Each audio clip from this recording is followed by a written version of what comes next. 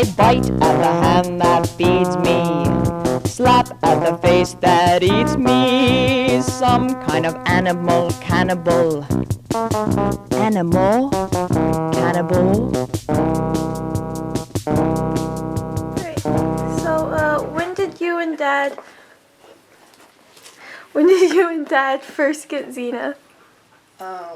Well, your dad said there was a woman at work who said she had puppies she wanted to give away. And so I saw the puppy and I said, "Ooh, that's a cute puppy. Where'd you get that from?" And she said, "From Stephanie." And so I asked Stephanie, "Did she have any others left?" We had talked about getting a puppy, a dog for the house forever. She said, "Yeah, I have one." And she showed me two. There was Xena, who was all black with a little white on the bottom. There was like a brown puppy. One of them was brown with white, big white spots around it. And at first I wanted the one with big brown spots. But then Xena, I said, "Well, no, let's go ahead and get Xena. Come on, Xena, come on, up. You can't make it?" She's a little out of shape now after years of just putting on weight like her owner. So, naming of Xena.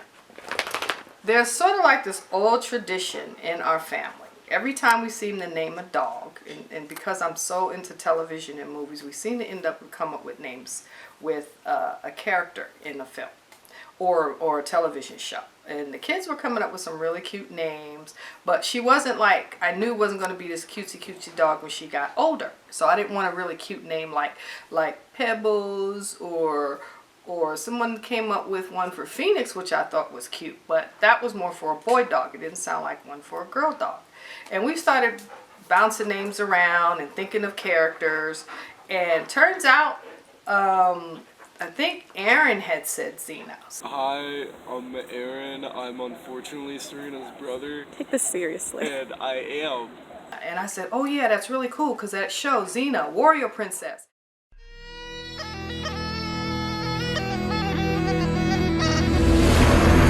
In a time of ancient gods, warlords, and kings, a man in turmoil cried out for a hero.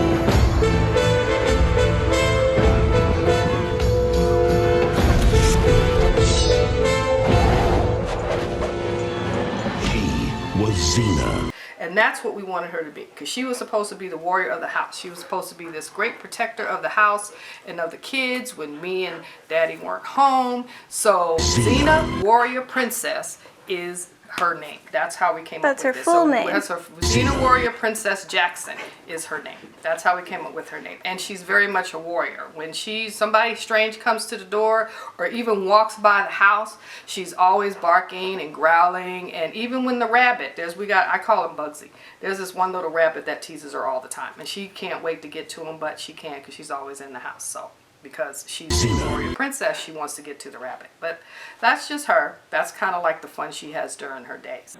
Xena as a puppy was quiet and shy.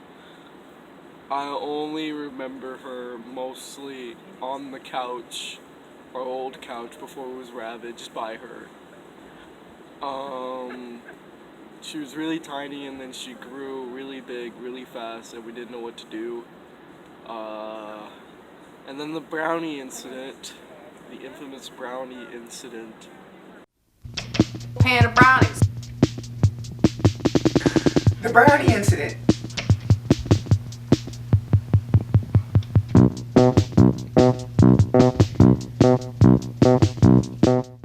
This dog has eaten a lot of chocolate and has never gotten sick, let alone die. Okay? First, that incident with the mug of chocolate. Literally just pure chocolate. It was a mug full of chocolate. She ate all the chocolate and she didn't even get sick. She didn't throw up. She didn't get sick. She'll eat a vegetable and get sick, but she can eat all the chocolate and never get sick. And then there was this one time, well, twice, she ate a whole pan of brownies. We were very hungry for the brownies, waiting for them to cool off. We went out to a movie, came back. The whole pan was gone. The pan was on the floor, and it was completely empty. She licked it clean. She wasn't sick. Didn't get sick all night. So, and then she's like smart in an uncanny way. Like she can do high fives. Never saw a dog do a high five. She's very good at that. And then when you talk to her, she seems to like listen like a person, and she can kind of respond back like a person. So that's really strange. So what I think happened during the brownie incident, we all left, I forgot where, but the whole family left, and it was the first time one of the first times Xena was alone in the house, and Serena made a freshly cooked batch of brownies, and they left them to cool on top of the stove. What I think happened is Xena finally got tall enough and long enough to reach over the counter, and she dragged the pan off the counter, which it proceeded to break against the floor for all the brownies to be left for Xena's consumption. And then we came home and we saw the aftermath and realized it was already too late. Okay, now how about the second time she did it? She did it the second time. You should have known when she started eating. Mom! She was a puppy. Okay, go ahead. Dad's interview. You done? You done? Here we go. Okay, it's rolling. The brownie incident. I wasn't really there to see the brownie incident, but I know that Xena had gotten big enough to like jump on the counter and eat stuff off the counter. I've seen her do it with spoons, with plates of stuff we left. I even saw her try to do it one time with some dinner we had, some I think it was pork chops or some chicken we had left on the oven. I saw her jump up on there getting ready to bite it. The infamous brownie incident happened when she was really young, and that was when my sister went insane and started calling my dog.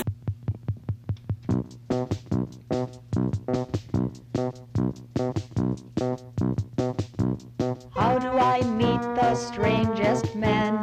They always seem to find me. Remember that time way back when I kissed a guy who ate his women friends? Now only dogs will follow me. So, can you talk about if there was any sort of possibility of a supernatural incident happening? Could Xena be possessed by a demon, essentially? No. Just no. What do you, but, can you expand on that? There's no way Xena's possessed by a demon. How do you know? She could have gotten to the table. How do you know? Demons are a thing. I'm talking too much. I need you to talk. The interview has changed. Okay, explain why it couldn't be a demon. Because I feel like she would have done something more evil by now. So, Serena has this theory that Xena is demon possessed. She puts on this really cutesy front when she's playing with her little animals, you know, her little stuffed toys, but there's something going on there. And I think one of the things that she doesn't like that may bring out the demon is squeaking toys, because every time I give her a squeaking toy, she'll chew it up and chew out the squeaker, and then she's not happy till she gets the squeaker out of the toy. That's very odd. So she'll pull a squeaker out of the toy and then she'll play with the toy. She doesn't like the squeaker in the toy. So there you go. That's why I think Xena is demon possessed. She's just really odd dog. Okay, Serena wants me to talk about the demon theory. It's a very good theory. So what I really want to talk about is my daughter's paranoia and her conspiracy theories, and how she thinks our dog is a demon dog. I've seen demon dogs. I've seen the actual demon dogs. And and Xena is not an actual demon dog. A demon dog doesn't really get along with anybody, or they turn on you and you know, their eyes glow red. Xena's eyes only glow yellow. So it's different kind of. How do you explain the brownies? How do I explain the brownies? Yeah. Well, there is a conspiracy and a myth that chocolate kills dogs. Our brownies aren't really made of real chocolate. And when we talk about death by chocolate for canines, what we're really talking about is a chemical inside of chocolate called theobromine. They're that artificial fake chocolate stuff that they market to actually make you believe they're chocolate brownies.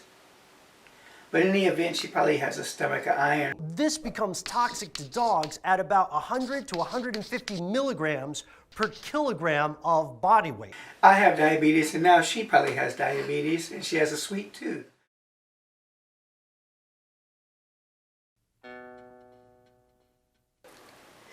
So can you tell me what your favorite thing about Xena is? My favorite thing about Xena, well, when she's in her really good state, when she's not being a demon dog eating chocolate, she's a very good companion. She likes to sit next to you and just be quiet. I know she's a good protector of the house. She really does. She deters a lot of people from coming. I haven't had to let her loose on the burglar yet, but anytime she's ready to go. So that's my favorite thing about Xena. And she's a really, really good dog, despite the fact that she can eat chocolate and not die. Okay? So, Yeah. but she's a really sweet dog, and she learns very fast. She's very smart. Okay, what's my favorite thing about Xena, you're asking me? I think I like how happy she is when we see me. But when I walk through the door, Xena's always happy to see me. She runs up, comes jumping on me, even though she has sharp claws that hurt. But she's really happy to see me. And then when I'm sitting down in the chair, she'll come up and lay her head on my tummy. And even when I don't have any food in my hand. My relationship with Xena, I'm basically her favorite.